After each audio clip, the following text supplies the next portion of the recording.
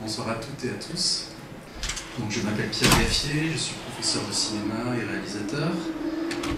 Depuis, c'est la 4e année, je crois, que j'ai le plaisir d'animer des conférences sur le cinéma. Il y a toujours des thématiques. Cette année, ce sera des thématiques assez charnelles, puisqu'aujourd'hui c'est la nourriture. Je vais donc présenter Claire. Alors Claire, je vous lisais il y a quelques années dans un magazine qui s'appelait La Gazette des scénaristes.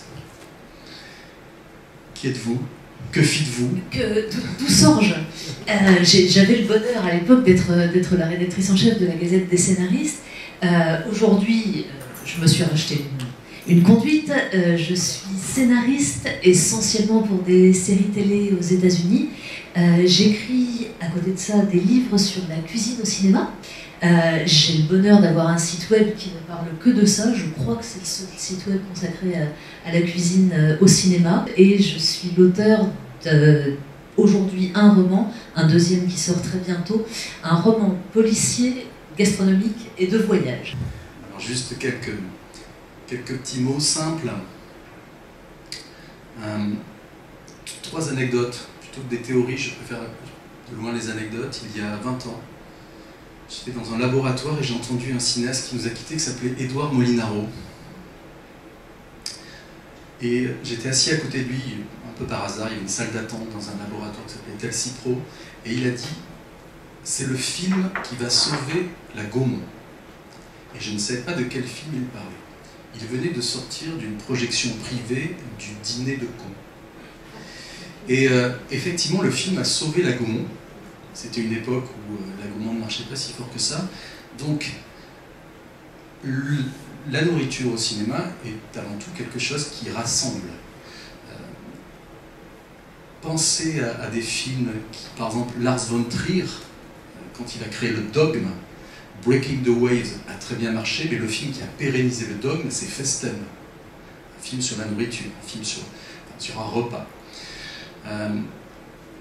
Pensez aussi à une cinéaste japonaise qui s'appelle Naomi Kawase, qui était une cinéaste confidentielle dont la cote a explosé avec son film qui s'appelle Les délices de Tokyo.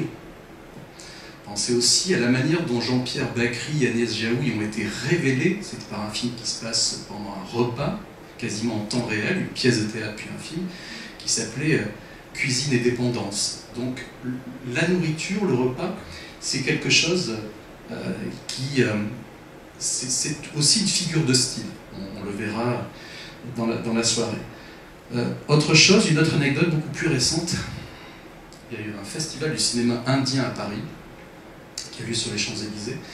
Et après la projection d'un film, de se trouver à une table avec une aficionado, je ne sais pas comment on dit en indien, du cinéma indien, et une fan du cinéma indien, et qui a dit, on a parlé de Into the Wild.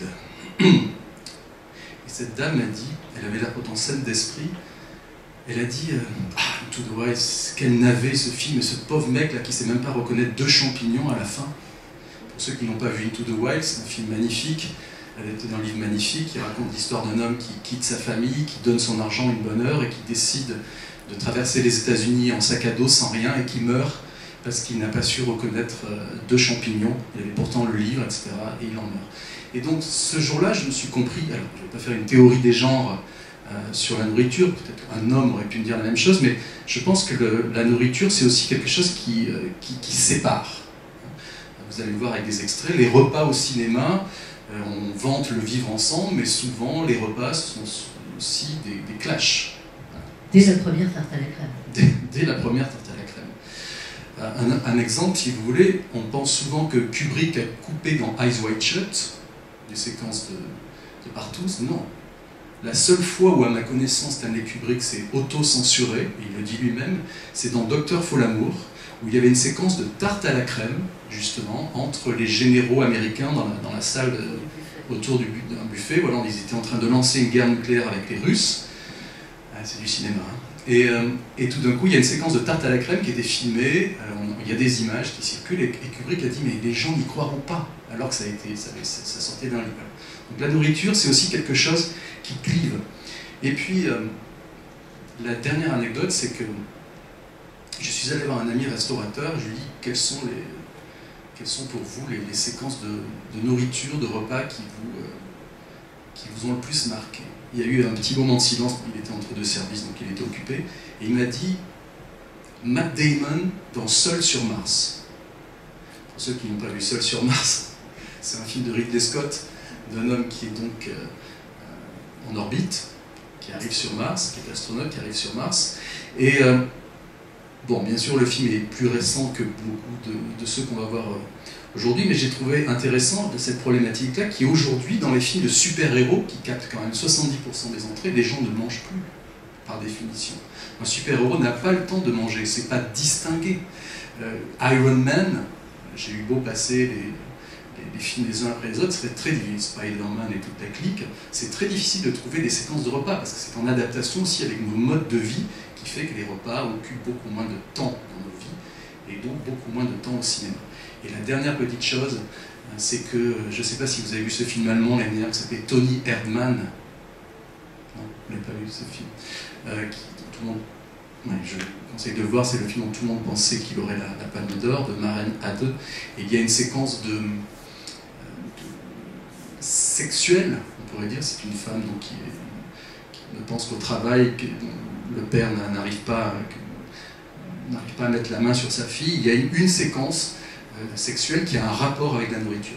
Comme vous ne l'avez pas vu, je ne vais pas en faire des tonnes là-dessus, mais regardez-le, et si on ajoute à ça le film qui est sorti un an d'une diplômée de la FEMIS qui s'appelait Grave, qui raconte l'histoire de cannibalisme, d'anthropophagie, on verra qu'aujourd'hui, peut-être plus les séquences de repas disparaissent dans le cinéma grand public, plus elles réapparaissent par la fenêtre, et souvent de manière très violente. Dans Toni Erdmann, c'est drôle et violent, et donc Grave, donc de Julia Ducournau, c'est très violent. Alors j'ai donné à monsieur au premier rang un petit carnet, et je vais lancer une bande-annonce que j'ai préparée avec un monteur qui s'appelle Julien Chastan, et pendant ce temps, je veux bien que chacun d'entre vous note sur un bout de papier le film auquel il pense spontanément si je vous parle de nourriture ou de repas. Voilà. Donc vous pouvez écrire ça. Ne réfléchissez pas trop, il n'y a rien à gagner. Et ce n'est pas un piège. Et ce n'est pas un piège. Voilà. Pendant que la petite carte de menu est en train de circuler, on va vous passer un ou deux extraits qui sont purement, purement jouissifs. On va commencer, Pauline, par un extrait de L'écume des jours, adapté de Boris Vian, de Michel Gondry. Voilà, en préparant cette conférence, j'ai pensé assez rapidement à cette séquence de ce film Si mal aimé.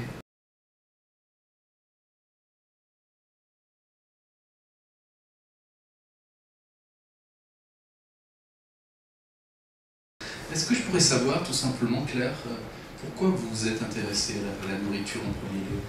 C'est une longue histoire que je vais essayer de faire courte.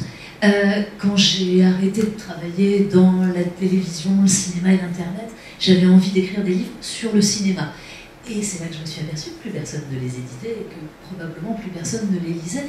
Il me fallait un angle pour raconter les histoires que j'avais envie de raconter et parler des auteurs qui me tenaient à cœur. Par où commencer? C'est arrivé tout à fait par hasard. Je découvre un jour, j'étais encore à la Gazette des scénaristes, le petit magazine dont on parlait tout à l'heure, et je découvre qu'il va y avoir une conférence sur James Bond et qu'il y a un appel à contribution. Et je me dis, tout ce que j'ai toujours aimé dans les romans de James Bond, beaucoup plus que dans les films, les romans sont épatants, et il y a dans les romans des scènes gastronomiques qui ont illuminé mon adolescence. Une scène de crabe de roche au beurre fondu sur la plage à Miami, une scène où un paysage de la Jamaïque se retrouve dans l'assiette du petit déjeuner de James Bond. Je me dis, c'est de ça dont j'ai envie de parler. Et pour faire une longue histoire courte, comme on ne dit pas en français, j'ai fait cette communication, j'ai rencontré quelqu'un qui voulait faire un bouquin sur James Bond et la cuisine depuis fort longtemps. Ça s'est très très bien passé et l'histoire a commencé comme ça. J'ai écrit donc le premier bouquin jamais écrit sur James Bond et la cuisine, alors que les anglo-saxons ont tout écrit et le reste sur Bond. Et on a eu envie de continuer l'aventure ensuite. Et il mange Bond. Dans les romans, je pense que ce sont les scènes les plus succulentes de la littérature policière, en tout cas, ça je vous le garantis. Et c'est assez rigolo de voir que dans les films, évidemment, c'est un des premiers aspects qui passe à la trappe. dans les films. Bond, il boit du champagne, il boit des martinis, il fait le joli cœur. J'aime bien l'euphémisme de joli cœur. Ah ben, ça dépend, il y en a qui sont jolis. Mais on se rend compte que les scènes de nourriture, qui étaient des scènes de plaisir de la vie, de je suis au service secret de Sa Majesté, je peux mourir demain matin parce qu'il y a des méchants qui veulent ma tête, donc je profite de l'instant et donc de produits simples mais excellents. Dans les romans de James Bond, il aime les œufs à la coque. C'est pas un truc d'aristocrate. Ça devient dans les films un connaisseur, quelqu'un qui est, comme par exemple dans le service secret de Sa Majesté, quelqu'un qui est capable de reconnaître le millésime d'un sherry, ce qui est à peu près impossible à faire dans la réalité, étant donné le procédé de vinification du sherry. Donc on en a fait un pédant, alors qu'à la base, c'est un amoureux des choses simples et qui a fait découvrir à tout un lectorat, le lectorat de l'après-guerre, les gastronomies d'ailleurs. Les tropiques, la Jamaïque, la Louisiane, mais aussi la Russie, mais aussi... Et quand le troisième roman s'est déroulé en Angleterre, l'auteur a reçu des sacs postaux entiers de lettres de protestation qui disaient « Mais l'Angleterre, on connaît, on veut voyager, monsieur ». Il ne faut pas oublier qu'à l'époque, les voyages en avion, c'était à peu près réservé aux militaires et aux gens très très riches. Un Anglais normal n'avait jamais vu, et encore moins goûté, un ananas de sa vie. Jusqu'en 1957, on a les tickets de rationnement. Donc, il y a ce côté magique d'une nourriture locale et simple, qui est devenue dans les films une nourriture internationale et chicose. C'est pour moi un sens. Alors, on va vous proposer là 2 extraits que j'ai voulu clasher. Désolé pour l'anglicisme, c'est difficile d'y échapper. Quelque chose de très brutal, c'est le film Soleil Vert de Richard Fleischer, vous savez, ce film d'anticipation qui nous disait comment nous mangerions bientôt. Et In the Mood for Love de Wong Kar-wai. In the Mood for Love, je voudrais juste faire une petite précision pour ceux qui pensent connaître ce film. À la base, In the Mood for Love devait être un film sur la nourriture. Le papa de Wong Kar-wai était directeur d'hôtel. Et donc, en plus avec le statut de Hong Kong qui a changé avec la rétrocession de Hong Kong du Royaume-Uni à la Chine, donc l'enfance de Wong Kar-wai, donc le cinéaste, a été assez nomade, plusieurs hôtels, donc plusieurs restaurants, et il avait envie de rendre hommage à la pulsion de nourriture, et il s'est rendu compte qu'il n'arrivait pas à en faire un film. Et c'est devenu donc par accident In the Mood for Love, avec quelques traces dans son autre film qui s'appelle 2046. Donc on va regarder 2 extraits. Claire, vous intervenez quand vous voulez. Si je peux juste dire un petit mot, non pas sur In the Mood for Love, rien à ajouter à cela, au contraire. Sur Soleil Vert, l'extrait que vous avez choisi est particulièrement magique parce que pendant tout le film, jusqu'au moment où cette scène arrive, nous avons été, nous spectateurs et les personnages également, privés de tout ce qui peut ressembler à de la vraie nourriture. Nous sommes dans un futur proche, la nourriture a été remplacée par des petites tablettes moches de couleurs différentes avec des valeurs nutritives supposées, détenues par un monopole mondial. Et puis, soudain, on va voir Charlton Heston qui est officier de police, inspecteur, qui a, par une suite de magouilles, réussi à mettre la main sur autre chose que des petites tablettes. Rassurez-moi, c'est de la science-fiction, ça ne peut pas arriver, ça. Un grand monopole sur la nourriture. Pas plus que la baston dans Dr Folamour. Pauline, c'est à vous.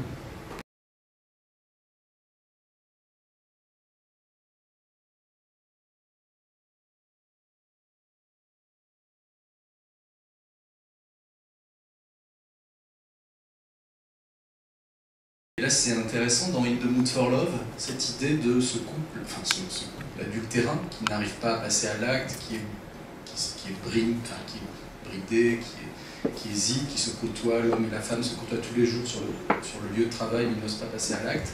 On a l'impression que Wong Kar-wai et son chef opérateur Patrick Doyle, qui est australien, on a l'impression qu'ils mettent le paquet sur la nourriture. Je ne sais pas si c'est comme ça que vous le sentez, mais on a l'impression que la chair de la viande vient presque narguer le personnage. Hein, c'est-à-dire qu'il consomme de la nourriture faute d'autre chose, et que Wong Kar-wai, donc, qui est un cinéaste très sensuel, qui a fait des pubs pour Chanel, etc., qui qui est presque trop luxueux à mon goût, parfois, on a l'impression voilà, qu'il met le paquet sur la nourriture. C'est comme ça que vous le sentez aussi? Alors, moi je suis très très perplexe toujours par rapport à Wong Kar-wai, parce que je le trouve à la fois trop sensuel et trop distant. Mais il me maintient du coup comme ça sur la pointe des pieds, je ne sais jamais dans quel camp je suis, mais je vous rejoins tout à fait. Là on est dans la chair par procuration. Ils n'arrivent pas à passer à l'acte. En revanche, on a des gros plans sur une nourriture qui est bien sûr charnelle, qui est aussi une nourriture, et c'est ça que je trouve aussi très intéressant dans cette scène, une nourriture occidentale qu'on mange avec des couverts occidentaux, excusez-moi. Alors qu'on est dans un Hong Kong idéaliste rêvé, il n'y a qu'à voir les robes et les décors qui sont sublimes. Là, clairement, il y a un message qui passe qui est nous ne sommes pas chez nous, nous sommes dans un autre espace, nous sommes dans un espace peut-être interdit. La Chine populaire est quand même pas si loin et l'étranger n'y est pas forcément si bien vu. Manger occidental, c'est un snobisme aristocratique qui n'est pas celui des personnages. Et donc c'est une scène qui est déstabilisante pour les personnages par plein d'égards. Je remarquais aussi l'un des points communs entre les deux séquences qu'on a vues, la première dans Soleil Vert, où il mange en silence, et celle-ci, c'est qu'à l'interdit du couple illégitime, ou l'interdit de cette vraie nourriture qui est théoriquement interdite dans ce film d'anticipation, à l'interdit correspond le silence. Et ça fonctionne dans les deux films, mais ça fonctionne de deux façons différentes. Ce silence de on se cherche, on ne se trouve pas dans In the Mood for Love du chat et de la souris ou du chat et du chat, alors que dans Soleil Vert, on est dans Chaplin. C'est tous les ressorts du cinéma muet, et je ne parle pas de la tarte à la crème, Chaplin haïssait les tartes à la crème, mais l'émotion de l'un qui transmet l'émotion à l'autre, et on filme l'autre pour être dans l'intensité de l'émotion, et ce plaisir d'arriver à communiquer un sentiment gustatif. Ce que vous dites est d'autant plus intéressant que quand j'ai choisi ces deux extraits côte à côte, il y a 10 jours, c'était un peu une sorte de cadavre exquis dans ma tête, et je ne savais pas encore que vous alliez venir, donc que vous réagissiez. Voilà, effectivement, on passe du brut, une discussion un peu hilar entre deux personnes qui redécouvrent ce qu'est la nourriture, et deux personnages hyper sophistiqués, comme ce qu'on vient de voir. Je voudrais juste rajouter, pour ceux qui s'intéressent à Wong Kar-wai, il y a un petit côté attrape-mouche chez lui. C'est-à-dire quelle ironie de devenir mondialement connu avec In the Mood for Love, dont la musique est sud-américaine, un tango, avec un directeur de la photo, on ne dira jamais l'importance des directeurs de la photo au cinéma, qui est australien. Et si vous regardez un de ses films précédents qui s'appelait Nos années sauvages, il y a des publicités qu'on n'oserait même plus faire pour le Coca-Cola. Donc voilà, il y a quelque chose de transfrontalier dans son cinéma et qui se retrouve, comme vous l'avez très bien dit, aussi sur les 2 mètres, les 3 mètres carrés d'une table de restaurant, et effectivement les couverts à l'occidental. Alors ensuite, donc hier soir, quand votre venue s'est concrétisée, vous m'avez dit, il y a un extrait que j'aimerais beaucoup voir, et c'est Garde à vue de Claude Miller, avec Lino Ventura, Michel Serrault. Ce que je propose, alors évidemment vous intervenez quand vous voulez,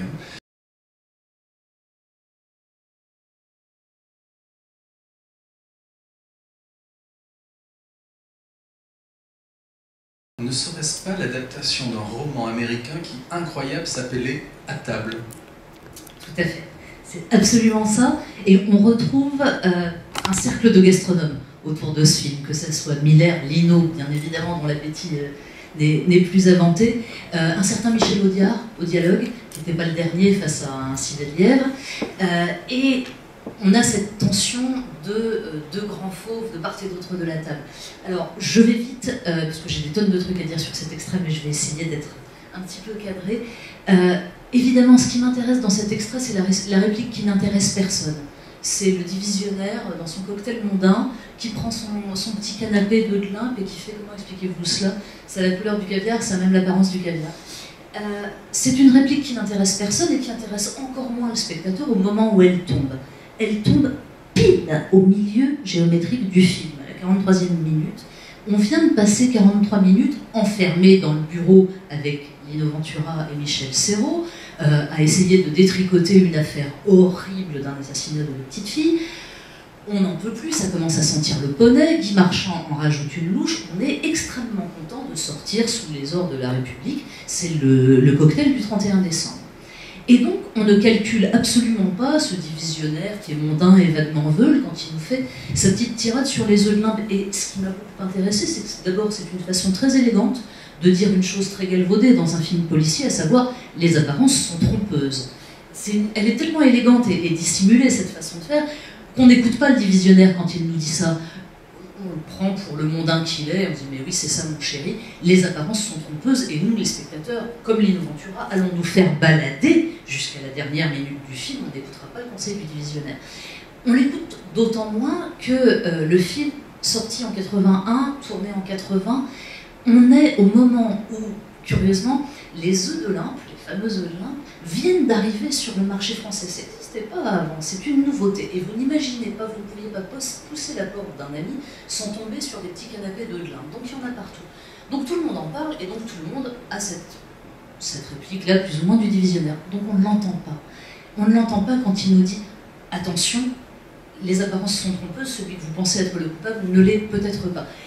Et en plus, c'est Audiard qui a l'habitude de jouer avec, et après j'arrête, avec les différences et les antinomies de classe sociale, les aristos qui mangent chichiteux, je reprends ces termes à lui, et les prolos qui mangent bonne franquette et bonne française, gigot d'agneau, avec des haricots, des flageolets en général.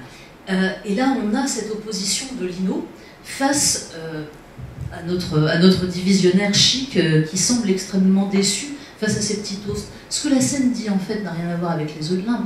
Ce qu'elle dit, c'est le divisionnaire, il prend quelque chose qui est faux, il le regarde, il comprend qu'il est faux, et il le repose sur le plateau. Et c'est ce qu'il fera pendant tout le long du film. Il saura tracer la ligne entre dois-je soutenir les notables, même s'ils sont accusés, et le devoir.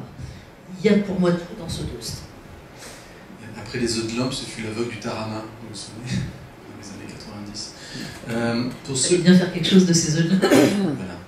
Mais pour ceux qui s'intéressent au travail de Claude Miller, donc, qui est mort il y a quelques années, c'est très intéressant de voir que beaucoup de son travail était d'inspiration américaine. Je parle des romans.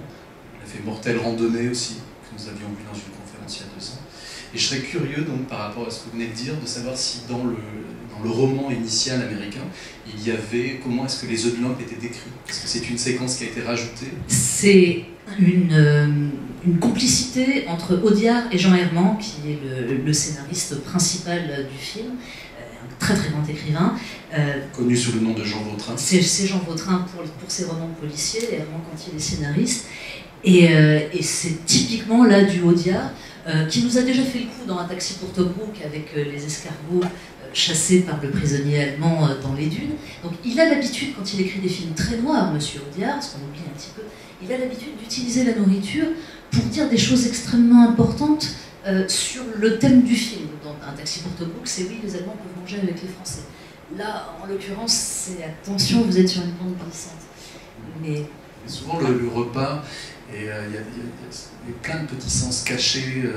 Je me souviens d'un film de Quentin Tarantino qui s'appelait Inglourious Basterds, qui se passe pendant la Deuxième Guerre mondiale, et à un moment, un général allemand mange et dit « Ah, ces Français, ils ont bon goût ». Et à Cannes, la plupart des critiques français qui ont vu le film ont pris ça pour eux. Ont compris que c'était un message qu'envoyait Quentin Tarantino à la presse française en disant « Les Français ont bon goût, ce sont les seuls pour l'instant dans le monde à considérer que je suis un auteur de valeur alors qu'aux États-Unis on me considère comme un auteur de genre, de série B ». Donc voilà, ça c'est une phrase qui a été sciemment rajoutée par Tarantino, son scénariste. Une séquence de repas, vous l'élargissez et vous avez un appel, ou en tout cas un appel du pied, voilà, au public. Alors on va maintenant repartir quelques années avant Garde à vue avec un film de Claude Sauté qui s'appelle Vincent, François, Paul et les autres.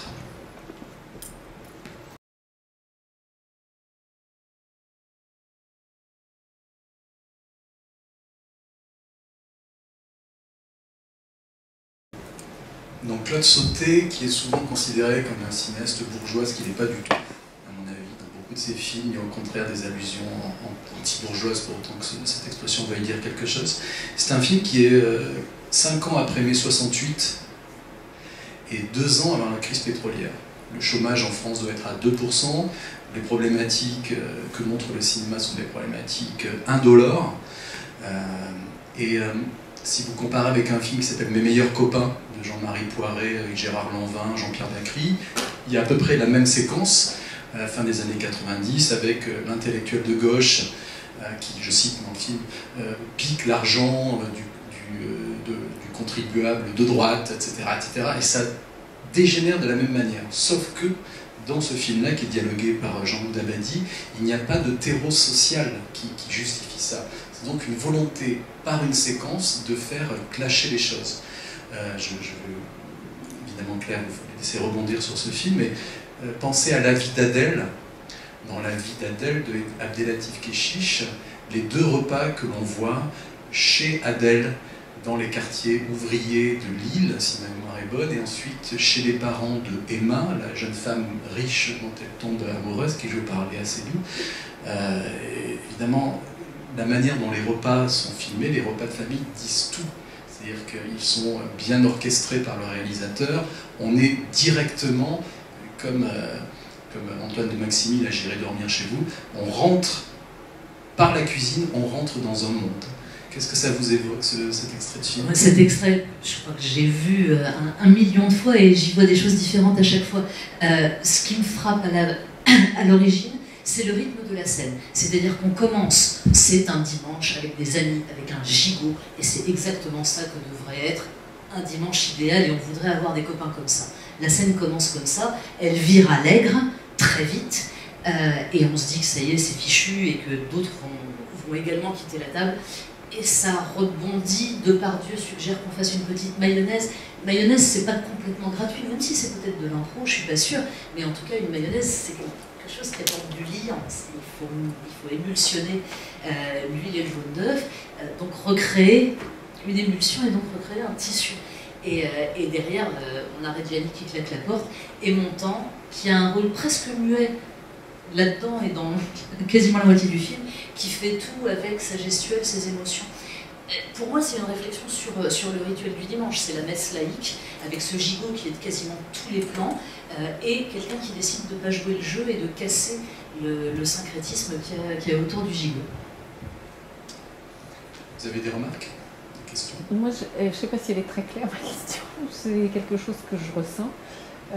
Quand on dit la mayonnaise, c'est fait pour lier, ou tous les exemples que vous avez pris depuis tout à l'heure, c'est volontaire, d'accord, mais est-ce que c'est pas quand même notre inconscient? C'est pas toujours volontaire. Est-ce que le réalisateur ou le scénariste se rend compte vraiment à ce point-là quand il le fait? Si je peux répondre, en tout cas, pour moi en tant que scénariste, et puis on a tous lu des livres où les scénaristes racontent comment ils travaillent. Je ne détiens pas la vérité, je peux juste vous dire comment ça se passe pour moi et les quelques auteurs avec lesquels j'ai pu travailler. Quand c'est important, quand la nourriture par exemple est un sujet important du film, on va chercher à développer un travail aussi fin et aussi complexe que celui-ci. Il n'y a qu'à voir ce que fait Kubrick quand il a une scène de cuisine où chaque plan, chaque mot de vocabulaire, chaque choix d'objectif va être déterminé par la scène. Donc quand vous avez affaire à un auteur pour qui la scène est importante, n'ayez crainte, et c'est un bon auteur, n'ayez crainte, tout sera absolument calculé, répété. Pour vous donner un ordre de grandeur, on écrit aujourd'hui entre 30 et 70 versions d'un scénario. Donc on a le temps, par couches successives, d'affiner et de peaufiner notre propos. D'amincier. Sauf Tarantino qui fait 2 versions et c'est génial et il n'y a rien à toucher. Et moi je vais tricoter des fromages de chèvre dans la Creuse parce que quand je lis ça, voilà, je sais que je ne suis pas à la hauteur. Mais de façon générale, quand la scène est importante, oui, il y a eu ce travail-là de fait. Quand c'est une scène anodine où on mange juste pour le plaisir, c'est beaucoup moins travaillé. On va peut-être voir Chabrol, là évidemment, là encore, tout sera très calculé. Allez, on continue ce repas avec ce qui est probablement pour moi la chapelle Sixtine des séquences de repas au cinéma. C'est un film de Denis Arcand qui s'appelle Le déclin de l'Empire américain, qui est sorti en 1986, projeté à Cannes en 1986. Seb, qui a lancé la carrière de ce réalisateur, et qui a eu une fausse suite, ce film qui s'appelait Les Invasions barbares, le déclin de l'Empire américain.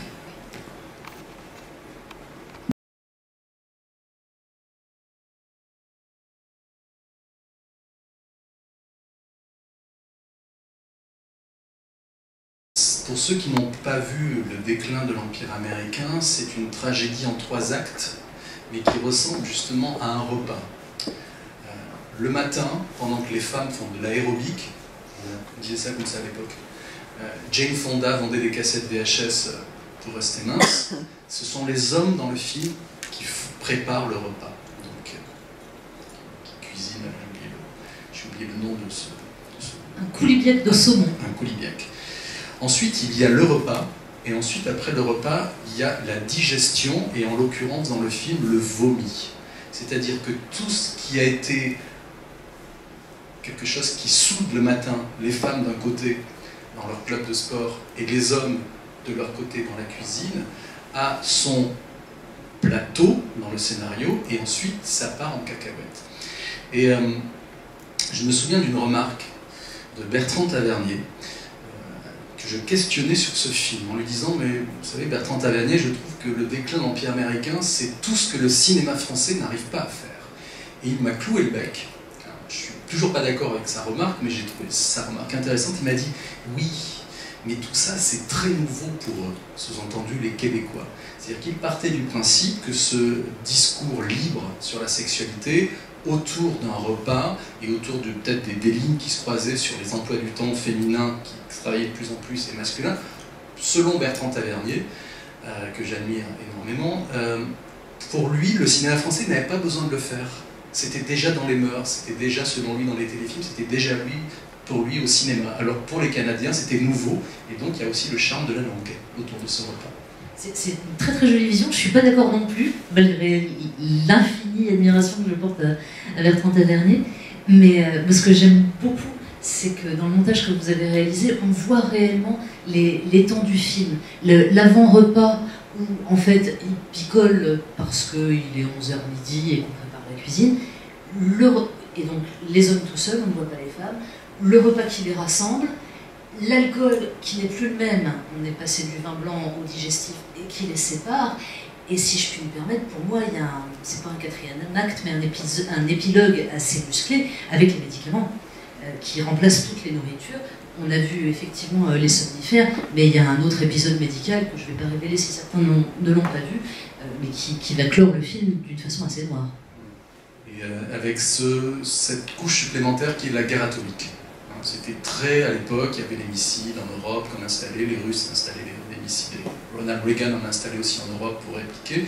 Et quand vous voyez les invasions barbares en 2001, c'est très intéressant de voir le côté, non pas prophétique de Denis Arcand, mais le fait qu'il brassait autour d'un repas, puisque c'est pour ça qu'on est là ce soir, autour d'un repas, on a l'impression que c'est comme un four qui met tout un tas d'ingrédients, les rapports hommes-femmes, les rapports professionnels, qu'est-ce que c'est être père, et puis qu'est-ce que c'est disparaître. Qu'est-ce que c'est le déclin d'une civilisation, et tout ça dans un film qui fait 1h50, et dans une action qui se passe en quelques heures.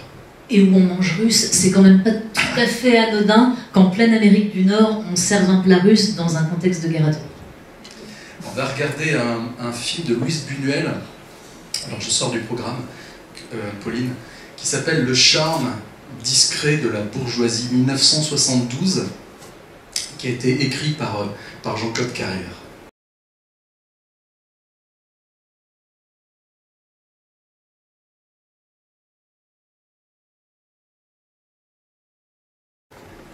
En 1953, Louise Buñuel, qui n'était pas espagnole, qui était mexicain, a dit « Le cinéma paraît avoir été inventé pour exprimer la vie du subconscient dont les racines pénètrent si profondément dans la poésie.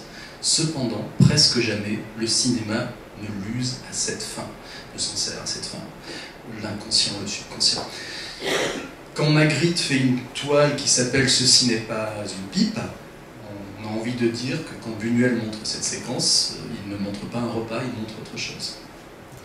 Je suis embêtée pour paraphraser ou pour délayer Buñuel. Je trouve qu'il fait de façon tellement économique, pure, dure, mais en même temps pas méchante, le travail de dire, voilà, la société des hommes, la nourriture, la mort, les réactions des uns et des autres, débrouillez-vous avec ça, je n'en tire ni morale, ni conclusion, c'est la vie et la mort, c'est pas un hasard, merci d'avoir rappelé qu'il était mexicain, la place du culte des morts au Mexique est quelque chose de présent et de puissant et qui sert à rappeler la force de la vie et non pas à être lugubre et à se morfondre sur des ossements. Là, c'est pas exactement ça qu'il fait. Ça fait penser aussi à des scènes dans Peter Greenaway, dans d'autres films à la limite où on va danser sur la corde raide entre la nourriture, donc le plaisir, et la mort. Et évidemment, en tête desquelles, la grande bouffe. Je vais te laisser reprendre la suite si tu veux parler de Buñuel.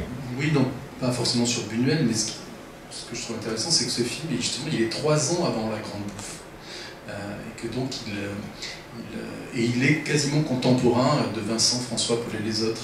Donc là, vous avez une sorte de mix, pour reprendre un terme de Boisson, le mix entre un cinéaste doublement expatrié, Buñuel, Mexique, Espagne, France, et un scénariste français, Jean-Claude Carrière, qui a fait Belle de jour, peu de temps avant. Et là, vous avez une image sur une ambassade d'un pays imaginaire. Donc tout est ce repas avorté, hein, avec la bougie autour du corps qui peut rappeler la bougie qu'on a sur les tables quand on est en amoureux. On peut pousser j'allais dire le vice de l'interprétation jusque-là. Ce repas-là, qui n'aura jamais lieu, est un peu le starter, le coup de démarrage d'un film dans lequel les personnages n'arrivent jamais à leur fin. Évidemment, tout aussi le film est dans son titre, le charme discret de la bourgeoisie. Alors, ensuite, il y a eu des films comme La vie est un long fleuve tranquille, mais je ne sais pas si aujourd'hui on pourrait se permettre, c'est une parenthèse, des titres de films aussi risqués. Je sais pas, il y a quelque chose aussi de surréaliste dans le titre. On va passer à quelque chose de plus comique, quoique. Préparez vos mouchoirs, un film de Bertrand Blier. Alors, on est en 1978, après le gros succès des Valseuses en 1973, il a fait un ou deux films qui n'ont pas du tout marché. Et ce film-là, on va voir le tout début. L'affiche ne ressemble pas tellement au film d'ailleurs, et le titre non plus. Mais vous allez voir, c'est le démarrage du film.